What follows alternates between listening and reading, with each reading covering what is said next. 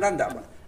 Kalau segi turunan itu memang ada pengaruhnya, tapi menurut survei penelitian, menurut ilmuwan itu sekitar 7 sampai 10% pengaruhnya. Yang banyak pengaruhnya itu ya tadi masalah lingkungan tadi, masalah pola asuh, perilaku tadi itu sekitar 60 sampai 70% itu.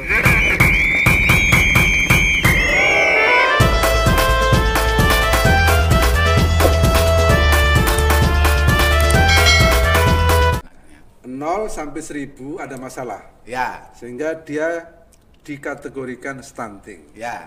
Berarti kan perkembangan organ tubuhnya juga tidak Ya. maksimal. Kan 0 sampai 1000 ini kan perkembangan organ-organ tubuh di dalam kan termasuk otak kecerdasan. Nah, 0 sampai 1000 kurang sehingga dia divonis stunting. Ya. Ngatasinya setelahnya itu. Tapi tetap beda dengan yang normal ya. Ya. Jadi misalnya saja ini kita mengantisipasi, misalnya pada umur 0 sampai 1000. mau lahir nih dulu. Ada kasus misalnya ibu hamil kita mengalami kekurusan atau anemia. Nanti dampaknya kemungkinan bayi yang akan dilahirkan itu BBLR, berat badan lahir rendah atau tingginya kurang yang dari standar. Itu mulai sudah menjadi awal nanti akan terjadinya stunting berikutnya. Pada tahap berikutnya itu kan tadi selama hamil. Ternyata berat badan lahir rendah kurang 2,5 kilo. Nanti menjadi awal nanti masa umur 0 sampai 5 tahun akan menentukan. Kalau misalnya sudah BBLR, daya tahan tubuhnya rendah, kemudian pola asuh orang tua juga tidak paham, tidak mengerti, tidak dikasih ASI eksklusif. Apalagi sekarang ini kan ibu-ibu ini sibuk kerja, kemudian jaga body, bilangnya tidak kasih anaknya ASI eksklusif. Cucuk saja dengan susu formula. Nah, itu kan menentukan nanti kualitas tumbuh kembang bayi balitanya ke depannya. Sibuk YouTuber aja, TikTokan. Nah, seperti itu. Itulah. Jadi kalau bayi balita kita seperti yang ditanyakan Pak Widodo itu bisa dicegah enggak kalau sudah stunting? Bisa, ya. Tapi tidak semaksimal dengan anak-anak kita yang tidak stunting. Ya. Karena tolong masyarakat juga ingat. Masa gold, masa emas tumbuh kembang bayi balita kita itu di masa 1000 hari pertama kehidupan. Menurut teori, menurut hasil penelitian itu tumbuh kembang bayi balita kita, kesempurnaan tumbuh kembang bayi balita kita itu di masa 1000 hari pertama kehidupan itu sudah 70% sudah terbentuk di situ. Nah, itu makanya kita harus memperhatikan di masa 1000 hari pertama kehidupannya ini harus kita maksimal di situ. Bagaimana hamil yang sehat, kemudian bagaimana mendapatkan pengetahuan itu semua sudah disiapkan sama kami, terutama kami kesehatan itu. Bagaimana semua ibu hamil itu memeriksakan minimal 6 kali selama hamil. Kalau bisa setiap bulan lah. Ya, itu target kami 6 kali selama hamil. Kemudian untuk meningkatkan pengetahuan dan edukasi ibu hamil, kami punya kelas ibu hamil. Jadi kami panggil semua ibu hamil itu setiap bulan untuk mendapatkan informasi, edukasi bagaimana menjaga kesehatan selama hamil dan menyiapkan kesehatan setelah melahirkan nanti. Terus Pak, kalau realitanya gimana? Ibu-ibu hamil di Nunukan rata-rata gimana? Nah, itu yang jadi masalah kami. Males ibu periksa. Hamil itu masih banyak yang memeriksakan kehamilannya kurang 6 kali selama hamil. Kami undang mereka untuk datang di kelas ibu hamil, juga ada ibu hamil yang tidak datang. Kemudian kami siapkan juga bagaimana mereka nanti melahirkan di tempat kesehatan.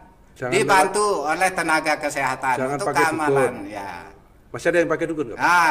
Ternyata masih ada juga yang melahir di dukun atau apa. Itu menjadi tantangan kita bersama lah. Bagaimana merubah perilaku mereka terhadap hal-hal yang mendukung kesehatan untuk kesehatan mereka. Oke, jadi ini teman-teman Kopi Channel, terutama para remaja yang sudah ngebet mau nikah. Jangan asal nikah ini. Ya. Jadi memang harus disiapkan, memang siap mental, siap lahir batin. Ya. Pokoknya kami siapkan program untuk remaja itu. Setiap remaja itu harus kondisi gizi yang baik. Jangan sampai ada remaja yang kurang gizi atau lingkar lengan atasnya di bawah 23,5 atau kek, kurang energi kronis. Kami harapkan semua remaja itu tidak anemia. Jadi semua remaja itu mengkonsumsi tablet FE minimal 1 tablet setiap minggu. Terus sekarang tidak ada anemia kali Pak? Masih ini menurut hasil survei data-data yang ini masih banyak remaja kita yang mengalami anemia. Sekarang banyak remaja yang justru justru hipertensi sama kolesterol. Nah, banyak makan itu gorengan. Jadi tolong kami di YouTube mohon maaf. Kami selalu mempromosikan di YouTube kami itu bagaimana remaja hidup sehat, bagaimana mencegah obesitas, bagaimana mencegah berbagai macam penyakit-penyakit degeneratif, terutama penyakit-penyakit hipertensi, kolesterol, kencing manis, itulah kami giat. Jadi silakan ikuti kami di YouTube kami di Selamat SKM di informasi kesehatan. Sekalian promosi ini. Jadi teman-teman, tamu saya ini memang YouTuber. Nanti kalau ada waktu silahkan teman-teman mampir di channelnya, namanya Selamat SKM. Ya, di situ ada informasi-informasi kesehatan. Pokoknya mau belajar yang mau nikah, bagaimana persiapannya, ngurus bayi, ngurus penyakit hipertensi, kolesterol, ada semua. Ya, siapa tahu ada yang mau ditanyakan, silakan komen di situ. Nanti kami review, nanti kami bikinkan tutorial bagaimana hidup sehat. Yang penting jangan lupa teman-teman kalau sudah nonton, like, share, komen, dan subscribe.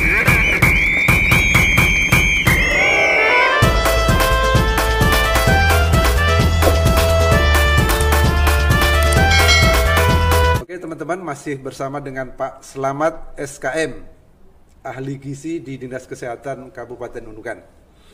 Kita masih membahas soal stunting. Bupati menjadi ketua tim penanganan percepatan penurunan stunting. Berarti memang kompleks berarti ya, semua terlibat dalam stunting. Nah, seperti apa program yang real lah, yang detail lah teknisnya seperti apa nanti, kayak apa yang sudah dilakukan oleh pemerintah? Sesuai dengan Juknis, dalam rangka percepatan penurunan stunting ini kan kita mulai dari penyusunan tim. Kami sudah punya tim percepatan penurunan stunting tingkat kabupaten. Kemudian ada peraturan daerah Kabupaten Nunukan tentang percepatan penurunan stunting sebagai dasar hukum kita untuk melakukan kegiatan. Jadi tim ini sudah bekerja sesuai dengan standar prosedur. Yang terlibat siapa aja tim? Anggotanya siapa aja? Tim sini banyak yang terlibat, misalnya dari segi spesifik dan sensitif. Spesifiknya di sini kan yang utama itu Dinas Kesehatan dan Pemberdayaan Perempuan dan KB. Kemudian di situ ada sosial. Sosial di situ bagaimana mereka menyiapkan bantuan-bantuan untuk keluarga resiko stunting.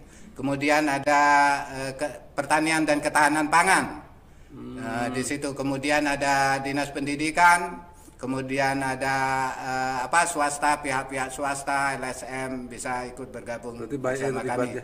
Terutama di situ PKK itu menjadi wakil ketua di situ. Wakil ketua yang ngurus posyandu biasanya kan?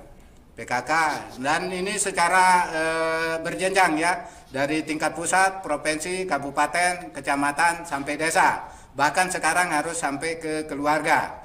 Jadi semua itu berjenjang. Tim tingkat kabupaten, tim percepatan penurunan stunting tingkat kabupaten. Kemudian ada tim percepatan stunting tingkat desa, tingkat kecamatan. Kemudian sekarang ada pendampingan. Pendampingan keluarga berisiko stunting. Kemarin yang ibu hamil misalnya, kita targetnya ibu hamil. Nah, ini jangan diceramai terus, dinasihati terus. Nah, itu yang misalnya dikasih susu, ada enggak? Itu ada tahapan-tahapannya. Misalnya mulai dari hamil, ada intervensinya masing-masing. Misalnya remaja, ditemukan remaja yang kurang darah, jadi dikasih pemberian tablet tambah darah. Kemudian ditemukan ibu hamil yang kurus, dikasih PMT ibu hamil. Kemudian ada bayi balita yang stunting atau kurang gizi, ada PMT pemberian itu PMT untuk balita kurang gizi atau stunting, tergantung kasusnya. Nah, sekarang ini kan setiap desa itu kan dibolehkan untuk menggunakan anggaran desanya dalam rangka percepatan penurunan stunting. Di situ di tingkat desa itu kan ada tim percepatan penurunan stuntingnya. Kemudian di situ ada care leadingnya di situ. Jadi mereka itu setiap triwulan atau tiap bulan mengadakan minlog di situ. Kasih uang nggak? Ada yang dikasih uang nggak?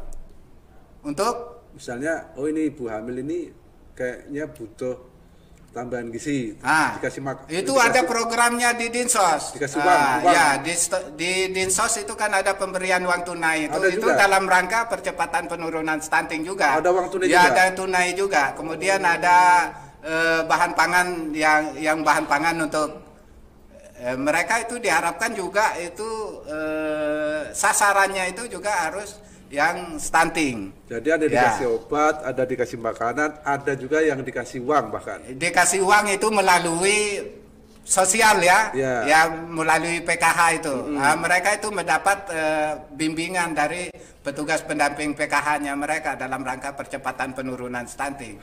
Jadi ada kriterianya, setiap ibu hamil yang miskin kan dapat itu. Kemudian punya balita kemudian bermasalah kesehatan dapat itu juga menjadi salah satu kriteria mereka untuk mendapatkan PKH dengan jumlah tertentu. Ya, jadi silahkan dikonfirmasi nanti ke sama Dinsosnya, bila perlu nanti ada lagi pertemuan untuk bisa saling mengkonfirmasi.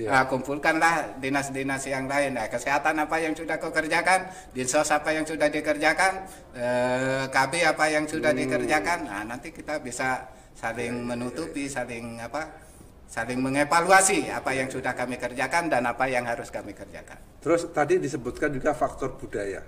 Faktor sebagai penyebab stunting. Kenapa bisa? Misalnya saja ada masalah budaya, ada kebiasaan masyarakat.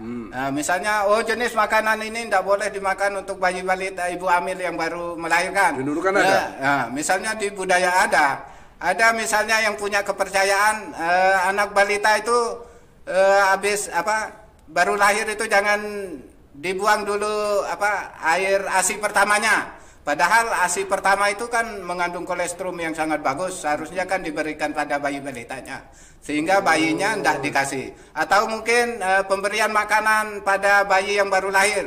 Ini makanan pertama itu kasih pisang misalnya, padahal semua seharusnya kan ASI eksklusif. Susu aja. Kemudian tidak boleh ibu hamil itu mengkonsumsi ikan ini, nanti gatal atau nanti licin atau berlendir anaknya. Itu kan tidak mendukung terhadap kesehatan, budaya-budaya seperti itu. Kemudian ada budaya misalnya masalah pernikahan dini. Mohon maaf ya. Jadi ada, pernah dengarkah? Tapi mudah-mudahan sekarang tidak ada. Misalnya ada anak-anak remaja yang sudah dijodohkan sebelum umur, sejak dari anak-anak sudah dijodohkan. Pernah dengar seperti itu? Itu terjadi. Jadi nanti mereka itu bisa menikah sebelum umurnya. Itu nanti akan menentukan kualitas bayi balita yang akan dilahirkan. Jadi mereka susah juga sih Pak kalau sudah budaya. Nah itu makanya perannya pemerintah, bagaimana kita menginisiasi terhadap peraturan-peraturan kita itu, bagaimana berani melanggar juga di Pak. Misalnya di Depak, sekarang Depak itu kuat itu, mereka itu tidak mau menikahkan kalau belum tapi usianya. Tapi kalau soal makanan tadi kan, jangan makan ini ya nanti. Itulah perannya kami, kita semua yang bertugas ini untuk sama-sama mengedukasi, memberikan pendidikan, memberikan informasi kepada semua ibu-ibu, kepada semua masyarakat, bagaimana memberikan makanan yang baik, makanan yang sehat untuk masyarakat. Salah satunya perannya Bapak ini punya ini Kopi Channel. Kopi Channel itu untuk memberikan, mengedukasi kepada masyarakat seperti apa makanan yang baik, yang sehat untuk masyarakat, untuk bayi balita kita. Jadi bagaimana kita merubah budaya yang sudah turun-menurun, yang tidak mendukung kesehatan bisa berubah secara bertahap. Intinya sebetulnya semua boleh dimakan, Pak. Ya, intinya boleh dimakan. Ada juga memang jenis makanan-makanan tertentu yang tidak baik, yang tidak, misalnya kalau kita DM penyakit kencing manis, ya ada jenis-jenis makanan yang tidak dibolehkan. Kalau orang tua sudah dengan jumlahnya, ya. Tapi kalau anak-anak intinya kan semua boleh lah. Ya, jadi itu ada aturannya. Misalnya bayi balita kita itu umur 0 sampai 6 bulan itu harus ASI eksklusif. Tidak perlu memberikan makanan yang lain selain ASI. Selain ASI, ya itu kuasanya Allah sudah itu, dan itu sudah sesuai penelitian, ilmu penelitian itu sudah apa yang dibutuhkan, makanan gizi, kandungan gizi yang dibutuhkan itu sudah ada di ASI. Pokoknya 0 sampai 6 bulan itu ASI hanya saja. ASI saja. Nah, itulah namanya ASI eksklusif. Nggak usah tambah bubur, nggak tambah susu. Nanti setelah 6 bulan, karena seiring dengan bertambahnya tumbuh kembang bayi balita kita, itu diperlukan sudah. Nah, itu yang belum paham masyarakat kadang. Seperti apa sih makanan yang baik untuk bayi balita setelah umur 6 bulan? Nah, mulai dari makanan cair, makanan lembek, kemudian bagaimana sih memberikan gizi yang seimbang. Yang namanya gizi seimbang itu apa saja yang harus ada di situ? Mana sumber energinya, mana sumber proteinnya, mana sumber lemaknya, mana sumber vitamin dan mineralnya. Nah, kadang itu masyarakat belum paham dan mengerti, dan itulah fungsinya kita juga untuk bersama memberikan informasi itu. Makanya kami harapkan kepada masyarakat itu datang di Posyandu supaya kami bisa memberikan informasi edukasi di situ. Cuma kadang-kadang itu tadi sebetulnya ibu-ibu itu tahu, Pak. Nah, cuma itu tadi, Pak. Ya, kadang-kadang ibu itu tahu, paham, mengerti, kadang tidak melaksanakan, tidak mempraktekkan di kehidupan kita sehari-hari. Karena tuntutan, karena tuntutan ini juga, ya. Kita mau jaga body. Ya. Tapi 2024 masih 2 tahun, hanya turun 4% targetnya. Nah, masih banyak loh, Pak. Masih banyak. Jadi itu menjadi tantangan kita bagaimana kita mempercepat. Nah, yang parah tadi itu yang sampaikan Pak Slamet itu parahnya ini yang kita harus jadi keprihatinan kita semua bahwa ternyata orang stunting, anak stunting itu tidak selalunya berasal dari keluarga yang kurang mampu. Yang kurang mampu. Bahkan orang yang mampu pun bisa stunting. Bisa stunting. Tapi resiko anak-anak kita ini terkena stunting itu ya lebih banyak yang tidak mampu, karena bagaimana ketersediaan pangan di keluarganya, bagaimana daya beli masyarakat di keluarganya, bagaimana ketersediaan air bersih, lingkungan yang bersih, kan lebih kurang, lebih rentan ke yang miskin. Ya, tapi enggak. Kadang yang miskin juga kalau mereka punya pengetahuan, tahu, paham, mengerti bagaimana menjaga kesehatan diri, menjaga kebersihan lingkungan, bisa memilih bahan pangan yang murah tapi bergizi. Nah, kan ada juga, misalnya sekarang saya makanan bergizi itu enggak harus mahal. Ya, itu tolong dipesankan kepada masyarakat ya, makanan bergizi itu enggak harus mahal. Ya, misalnya sekarang saya mau pilih jenis sayuran yang bergizi misalnya, tapi tidak mahal. Misalnya, kalau wortel 35 1 kilo. Kalau daun kelor, tinggal memanfaatkan pekarangan, tinggal petik sendiri di belakang rumah, kan gratis. Daun pepaya. Nah, itu sama fungsinya sebagai sumber vitamin dan mineral. Tapi satu, petik sendiri di halaman itu, makanya pertanian itu menganjurkan bagaimana kita memanfaatkan pekarangan supaya tidak mengeluarkan lagi pendapatan untuk membeli makanan. Nah, jadi cara memilih makanan itu juga biar uang kita kurang, tapi bisa memilih bahan pangan yang murah, sehat, bergizi, itu bagus sendiri, di kebun sendiri, jangan di kebun orang. Ya, itu makanya kami juga sering keluar-kaur itu memberikan informasi kepada kita agar bagaimana memanfaatkan makanan, memanfaatkan pekarangan sebagai sumber gizi keluarga dan untuk meningkatkan pendapatan keluarga. Kalau kira-kira 18 turun jadi 14, turun 4%. Kira-kira kapan di bawah 10%? Ya. Jadi penurunan stunting ini memang kita akui dan kita rasakan itu penurunannya tidak banyak. Jadi para ilmuwan peneliti itu juga sudah penurunan stunting itu sekitar 1, 2, 3 paling tinggi per tahunnya. Kalau itu. Secara negara, secara negara. Hitung-hitungannya mereka kalau secara nasional mereka targetnya itu minimal 3% setiap tahunnya. 3%. Tapi itu saya rasa susah mendapatkan 3% itu. Indonesia kalau dibanding Afrika itu? Kita itu termasuk kalau tidak salah, mohon maaf tolong dicek ya, paling kita termasuk nomor urut 5 kah? Dari bawah? Tertinggi ya. Tertinggi. Ya. Kita itu mungkin di atasnya Vietnam, atasnya itu. Ya. Dunia itu ASEAN. Itu makanya masalah stunting ini menjadi prioritas. Selain dampaknya itu yang sangat mengerikan lah, kita nanti berhubungan dengan tingkat kecerdasan itu, karena stunting ini susah untuk bisa diturunkan. Jadi memerlukan semua lintas sektor untuk bergerak serempak mempercepat penurunan stunting. Stunting itu ada faktor turunan enggak, Pak? Kalau segi turunan itu memang ada pengaruhnya, tapi menurut survei penelitian, menurut ilmuwan itu sekitar 7 sampai 10% pengaruhnya. Yang banyak pengaruhnya itu ya tadi masalah lingkungan tadi, masalah pola asuh, perilaku tadi itu sekitar 60 sampai 70% itu pengaruhnya terhadap terjadinya stunting. Malah kesehatan itu menurut survei itu sekitar 30-an% pengaruhnya terhadap terjadinya stunting. Nggak bisa disuntik orang bayi stunting suntik. Nah itu susahnya. Disuntik itu susahnya cepat. Kalau kita dalam masalah stunting ini. Kalau misalnya flu, pilek, demam, suntik, tapi sudah target.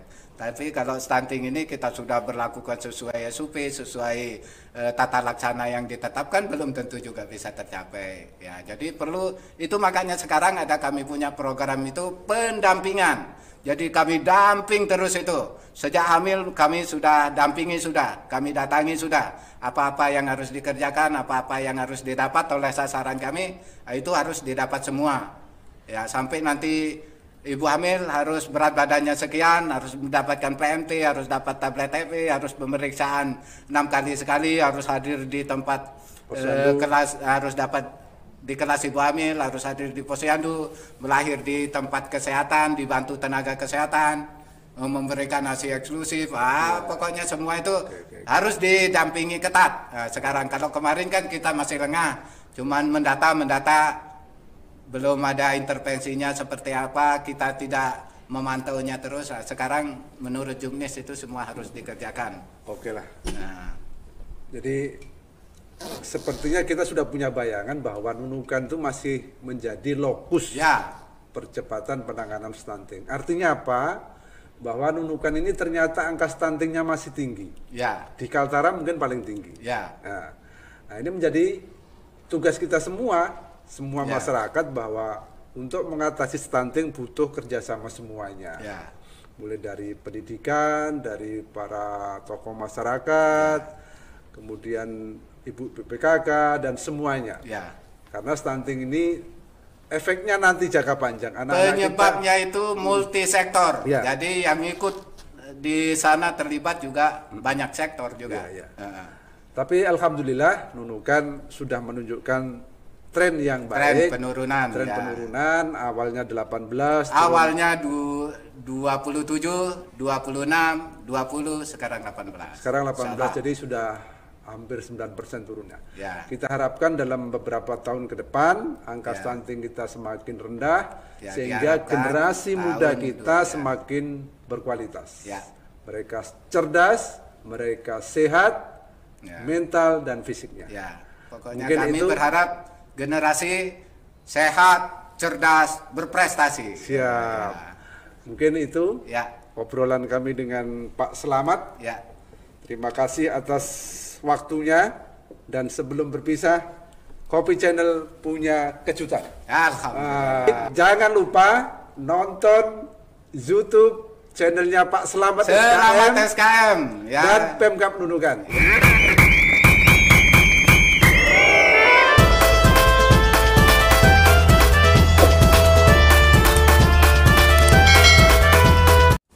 Alhamdulillah. Kaos Kopi Channel. Yes, luar biasa. Kopi Channel, dokumentasi komunikasi pimpinan Setda Nunukan. Ya, terima kasih saya ucapkan telah diundang bergabung bersama kami. Tapi yang utama kami harapkan kepada seluruh masyarakat untuk selalu sehat, ya, sehat untuk semua.